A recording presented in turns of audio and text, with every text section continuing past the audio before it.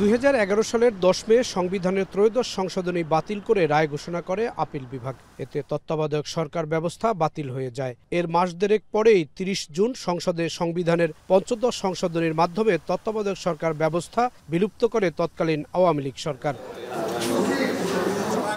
পঞ্চদশ সংশোধনীর পর শেখ হাসিনার অধীনে 3টি জাতীয় নির্বাচন অনুষ্ঠিত হয়।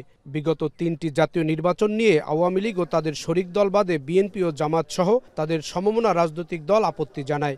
বিএনপি জামাত সহ তাদের জোটের রাজনৈতিক দলগুলো 2014, 18, 24 সালের নির্বাচনকে বিতর্কিত একতরফা আখ্যা দিয়ে সব ধরনের নির্বাচন থেকে বিরত থাকে। 24-এর গণঅভ্যুত্থানে শেখ হাসিনা সরকারের পতন হলে সংবিধানের পঞ্চদশ সংশোধনী বাতিল চেয়ে হাইকোর্টে একটি রিট করা হয়। ওই রিটের শুনানি করে হাইকোর্ট গেল বছরের 17 ডিসেম্বর পঞ্চদশ সংশোধনীর আংশিক বাতিল করে রায় দেন। রায়ে বলা হয়, তত্ত্বাবধায়ক সরকার ও গণভোট বাতিলের বিধান অসাংবিধানিক। হাইকোর্টের দেয়া রায়ের বিরুদ্ধে আপিল করেন রিটকারী পক্ষ সুজন। এতে শুনানিতে পক্ষভুক্ত হন বিএনপি ও জামায়াত। বৃহস্পতিবার আপিল বিভাগের শুনানিতে অ্যাটর্নি জেনারেল বলেন, পঞ্চদশ সংশোধনীর সব বিষয় বাতিল না করে কিছু বিষয় পরবর্তী সংসদের হাতে দেওয়া উচিত। এ সময় প্রধান বিচারপতি বলেন, রায় নিয়ে প্রশ্ন তোলার সুযোগ দিতে চান না তিনি।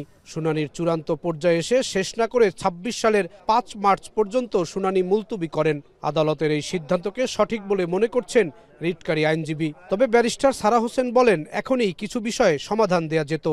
পঞ্চদশ সংশোধনীটা নানানভাবে ত্রুটিপূর্ণ, পদ্ধতিগতভাবে এটার অনেকগুলো ত্রুটি আছে।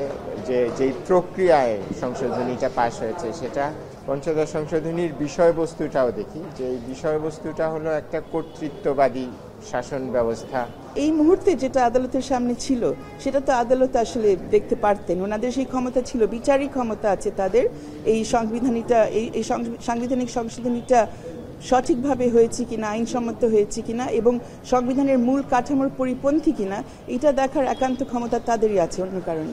তবে পঞ্চদশ সংশোধনী পুরোটা বাতিল চায় বিএনপি। নির্বাচন এবং জুলাই চার্টারের বিষয়টাকে বিবেচনায় নিয়েই তারা বলেছেন যে আমরা পরবর্তী সংসদ গঠিত হওয়া পর্যন্ত মামলাটির শুনানি আমরা স্থগিত রাখব, এবং আদালত পরিষ্কারভাবে বলেছেন যে স্থগিত মানে কিন্তু নট সাইনিড আই। শুনানির শেষ সময়ে নাটকীয়ভাবে প্রধান বিচারপতি পঞ্চদশ সংশোধনীর আপিল শুনানি আগামী বছরের 5 মার্চ পর্যন্ত মুলতবি করেন। জাহিদ হাসান, এখন, ঢাকা। 4 গুণ শক্তিশালী এনজাইম ও অধিক ফেনা সমৃদ্ধ অরিক সিলভার ওয়াশ মাত্র 70 টাকায়।